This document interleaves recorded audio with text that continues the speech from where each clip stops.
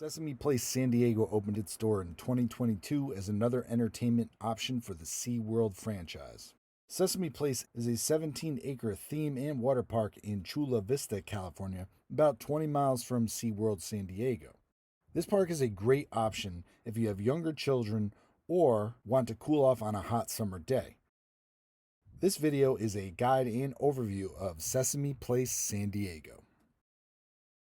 Now, Sesame Place operates during the spring and the summer months only and closes during the fall and winter months. Sesame Place is mainly a water park with 5 slides, a large themed splash pad, a lazy river, and a large tidal pool area. In addition, there are 8 family-friendly rides, character meets, and a Sesame Street themed parade.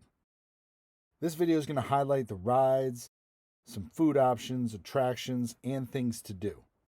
Tickets for Sesame Place range from $65 to $95 for a single day. This includes ages 3 and up. There are no children's prices. However, children under the age of 3 are free. Now, Sesame Place does offer specials such as kids are free with the purchase of adult tickets, so check the website for updates. Parking. Parking is $40, so factor that into your budget. Sesame Place also has a couple different season pass options.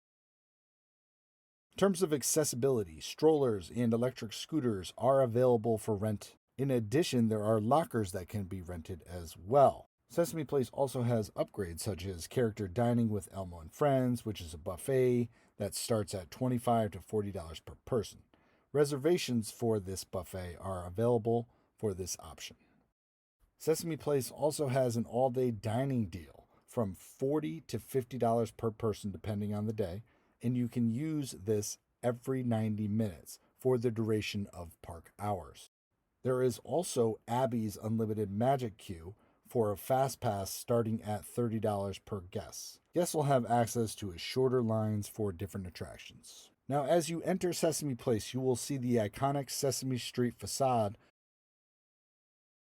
which offers guests character meet and greets such as Elmo and Big Bird, different shops, rides, and interactive experiences. Throughout the Sesame Street neighborhood, you're going to find 4 different shops: Hooper's Store, Photos with Elmo and Friends, the Park Photo Kiosk Shop, and Sesame Souvenirs. Now, Hooper's and Sesame Souvenirs have most of your merch, your Sesame Street plushies, toys, all different types of themed apparel, and more. In addition, the Sesame Street neighborhood is home to the Dining with Elmo and Friends Sunny Day Cafe entrance. The Sunny Day Carousel is the first ride you're going to see, and this carousel is an any age, any height ride. Children under 42 inches will need supervision. Across the way is one of the main water slide attractions, Cookie Monster's Mixer. This is a 4-story, 4-person raft ride that sends you swirling and splashing. This ride has a height requirement of 48 inches to ride. Now, to the right of Cookie Monster's Mixer is the Super Grover's Boxcar Derby, which is a family-friendly coaster that has a height requirement of 38 inches to ride. The ride itself is about 1 minute long or so. Heading left from the neighborhood, you will see the Sesame Souvenirs shop, restrooms, the lockers, a couple rides, and access to Big Bird's Beach. There are 2 rides in this area: Sesame Street Soar and Spin, which is an any age, any height ride, and the Cookie Climb, which is a 38-inch height requirement to ride. In terms of the locker rentals, they are handy as it is a water park, but it is an extra upcharge of $25.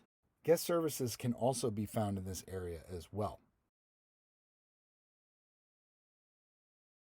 Now, Big Bird's Beach is one of the main attractions of the park. This is a large tidal pool, has multiple lounge areas, has cabana rental options,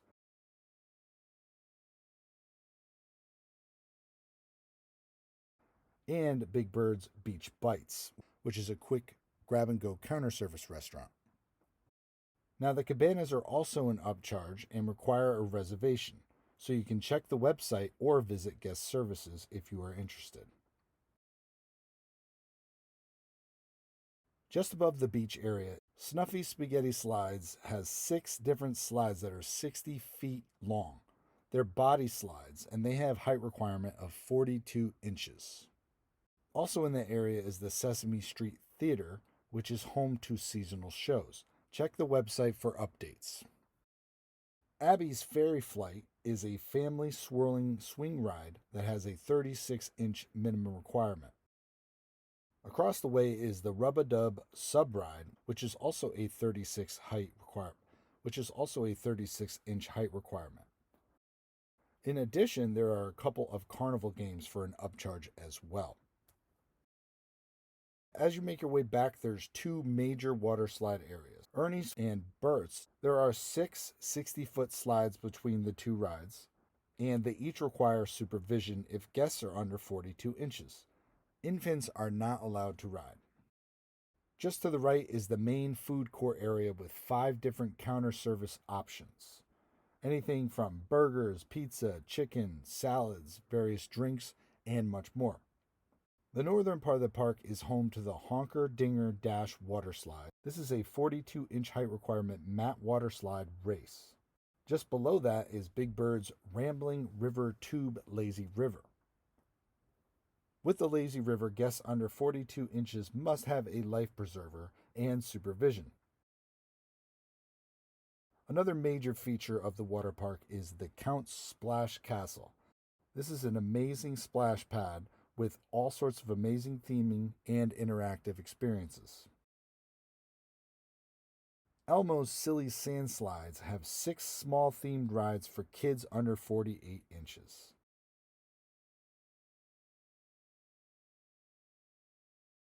Finally, we have Elmo's Rockin' Rockets.